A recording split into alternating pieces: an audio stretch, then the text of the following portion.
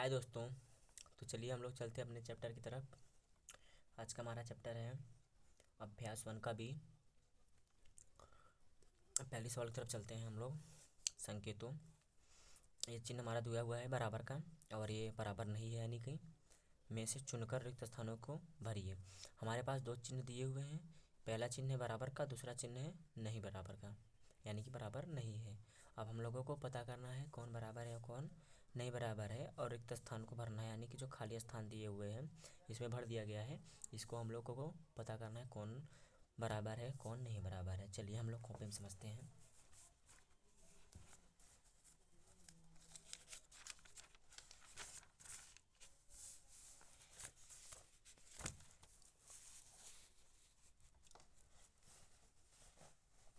चलिए, यह हमारा संकेतों बराबर और नहीं बराबर में से चुनकर रिक्त स्थानों को भरिए। क्या दिया हुआ है? पहला -4/5 और -5/6। अब इसको पता करना है बराबर है या नहीं बराबर। कैसे पता करेंगे? इन दोनों का फट्टा से एलसीएम ले लिया जाता है। फट्टा से तुरंत एलसीएम लेंगे तो 5 और 7 का एलसीएम लेंगे तो कितना आएगा हमारा? 35। कितना आएगा? 35 आएगा एलसीएम। 35 आएगा तो उसके बाद इसका गुणा इसमें, इसका गुणा इसमें, इसका गुणा इसमें करेंगे तो कितना आएगा? और इसका गुणा पहले इसमें कर लो। 7 गुणा 4 में करेंगे तो 7 चौके -28। और यहाँ पे कॉमा रखता जाता है क्योंकि हमें पता करना है कौन बड़ा है कौन छोटा है, बस। और इसका गुणा इसमें करेंगे तो -25। अब -25 बड़ा है -28, -25 बड़ा है -28। माइनस में जो संख्या सबसे छोटी हो वही संख्या बड़ी होती है, बड़ी संख्या और छोटी हो जाती है। यानी कि हमारा -25 बड़ा है। -25 किस तरफ का है? हमारा इस तरफ का।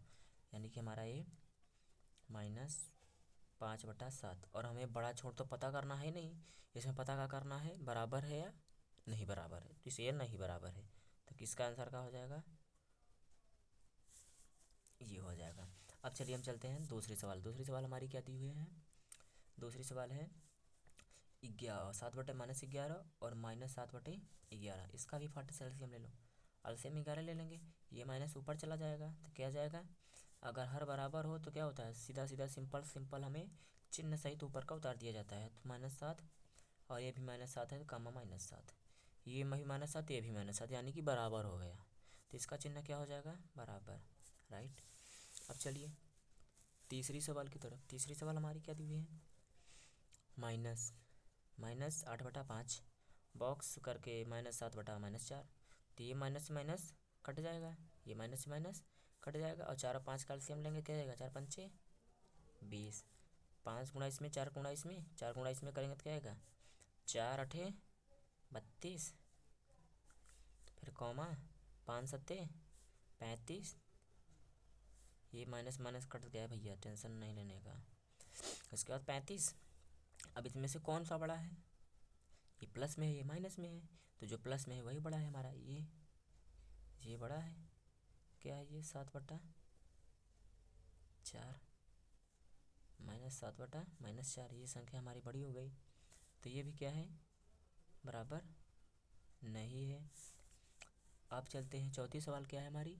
14/-16। 14/-16। 14 हमारा क्या है? 14 -16 का 16 -16 का एलसीएम लेंगे कितना आएगा हमारा? 16 ही आएगा।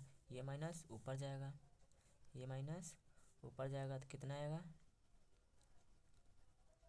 -14, फिर बॉक्स 21 है, कामा -21 -21। इसमें से कौन सा बराबर कौन बड़ा है? ये वाला बड़ा है, पर बराबर नहीं है। तो हमें बराबर और नहीं बराबर का सिद्ध करना है। तो इसमें बराबर नहीं है तो नहीं बराबर का चिन्ह लगा देंगे, हो गया। अब चलते हैं दूसरी सवाल की तरफ। चलिए पहले किताब में देख लेते हैं। किताब में हमारा क्या कह रहा है? दूसरी सवाल, निम्नांकित परिमेय संख्याओं के जोड़े में कौन सी संख्या असमान है? मतलब ये जो दिया है संख्या हमारे, इसमें से कौन असमान है? कौन असमान है, कौन समान है और कौन असमान है, हमें बस पता करना है, बस और कुछ नहीं करना है। चलिए हम चलते हैं, समझते हैं।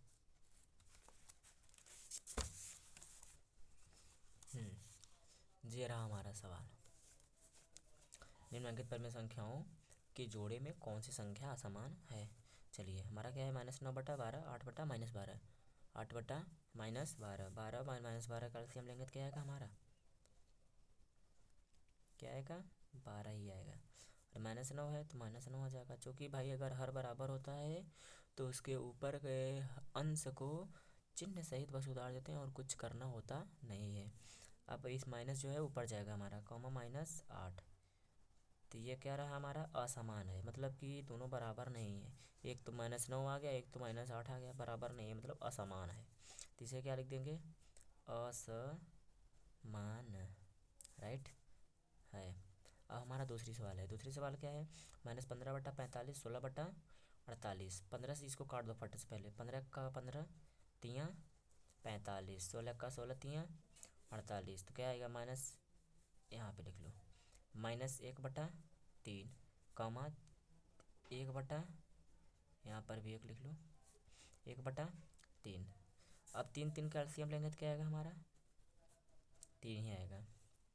-1 है, -1 रखो, कॉमा 1 है, 1 ही रखो, राइट, कॉमा 1 है तो 1 ही रखो। और यहाँ -48 था भाई, -48, तो ये माइनस ऊपर जाएगा, ये माइनस ऊपर जाएगा तो यहाँ हो जाएगा, और यहाँ पे भी -1 हो गया, यानी कि हमारे दोनों समान हो गए, ये भी -1 ये भी -1, तो ये हमारा क्या होगा, समान है, राइट। अब चलिए, अब हम चलते हैं, इसमें 4 सवाल दिए हुए हैं हमको, 4 सवाल दिए हुए हैं। चलिए अब हम चलते हैं तीसरी सवाल की तरफ। तीसरी सवाल हमारी क्या है, -7/21, -7/21, ये भी कट रहा है हमारा, 7 का 7 तिरिक 21, ये माइनस चिन्ह इसे ध्यान देना है, फिर 3 का 3 तिरिक के 9। अब क्या आ गया हमारा, -1/3 और कामा 1/-3, ये माइनस को हम ऊपर ले जा सकते हैं, इस माइनस को ऊपर ला जा सकते हैं, तो इसे हम क्या करेंगे, 3 एलसीएम ले लेंगे, और -1, -1 वही हमारा फिर से आ गया, तो हमारा ये भी समान है, ये भी हमारा समान है। अब हम चलते हैं चौथी सवाल की तरफ। चौथी हमारे क्या है, 14 और 21, 14 और 21, इसे हम काटेंगे तो कितना आएगा, पहले माइनस से माइनस को काट दो, आसान हो जाए हमारा, और इसे काटेंगे 2 चौके 8, 2 सत्ते 14, कितना आ गया हमारा, कितना आ गया भाई, 4, -4/7 और कामा 13/21, ये तो कटेगा नहीं भैया। अब इन दोनों का एलसीएम ले लो फटाक से, एलसीएम लेंगे तो 21 और 7 का एलसीएम लेंगे तो कितना आ जाएगा हमारा, कितना आ जाएगा, इस 7 तक कम, 7, 7 दूनी 14, 147। अब इसका भाग इसमें देंगे, तो अगर गुणा करके एक चीज़ हमेशा हमें ध्यान रखना है कि अगर इन दोनों का गुणा करके अगर एलसीएम लिया जाएगा तो इसका गुणा यहाँ, इसका गुणा यहाँ कर दिया जाता है, सिंपल सी बात है। 7 और 21 का गुणा 4 में करके कितना आएगा, 4 एक कम 4, 4 दूनी 8, माइनस है तो माइनस, कॉमा कॉमा रख दो। अब ये 13 है, 13 में 7 गुणा करेंगे, 13×7 = 91, तो हमारा इसमें कौन सा बड़ा है, ये वाला बड़ा है, क्योंकि ये प्लस में है, बट हमें समान और असमान की बातें करनी है, तो ये हमारा समान था, ये असमान है।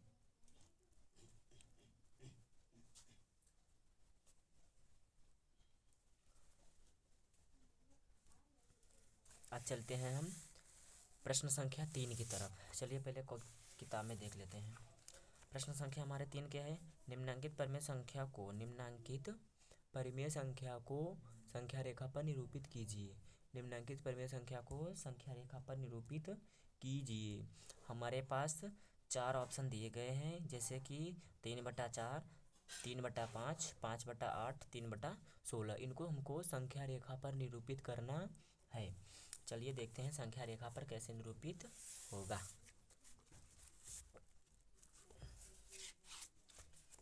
ये रहा हमारा सवाल प्रश्न संख्या 3 का।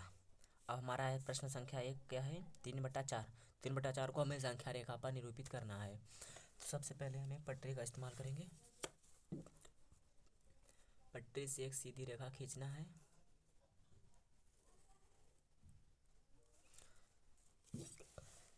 अब हमें बिंदु मान लेना है। इस बिंदु को मानेंगे 0, 1, 2, 3, 4, 5। अब हमको इतना मान लेना है जितना हमको ज़रूरत पड़े, बस उससे ज़्यादा नहीं मान रहा है, बस और कुछ नहीं। और हमारा क्या दिया हुआ है 3/4।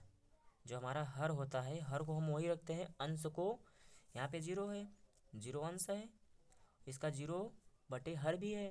तो अब हमारा क्या है 3/4। तो 3/4 तक हमें ले जाना है, पर कैसे ले जाना है, 1/4 मानेंगे पहले को, फिर दूसरे को 2/4 मानेंगे, फिर तीसरे को 3/4 मानेंगे। हो गया हमारा। और एक और मान लो 4/4, एक और मान लो तो 5/4। लेकिन हमें संख्या रेखा पर निरूपित कितने करना है, 0 से 3 तक, 0 से 3 तक। हो गया। अब हम चलते हैं दूसरी सवाल। दूसरी प्रश्न हमारा क्या है 3/5। 3/5। अब 3/5 को भी एक संख्या रेखा खींच लो, पहले एक रेखा खींच लो भैया पहले। चलिए इस बिंदु को मान लो 0, फिर 1, 2, 3, 4, 5।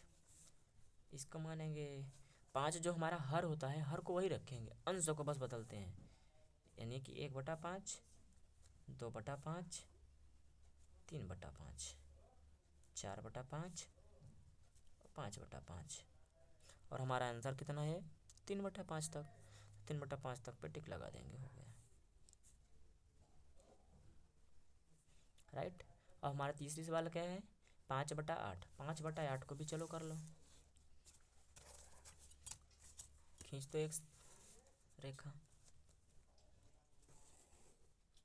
चलिए बिंदु को मानते हैं हम 0, इस बिंदु को मानते हैं 1/8, इस बिंदु को मानते हैं 2/8, इस बिंदु को मानते हैं 3/8, और इस बिंदु को मानते हैं, ओह बोल क्या रहा हूँ, लिख रहा हूँ 4/8, और इस बिंदु को मानते हैं 5/8। अब हमारा 5/8 तक के पूछा ही है। चलिए तो हम टिक लगा लेते हैं 5/8 पर। हो गया। अब हमारा यह चैप्टर समाप्त होता है। चलिए अब हम मिलते हैं आप लोगों से अगली वीडियो की तरफ। तब तक के लिए अब चलते हैं, धन्यवाद।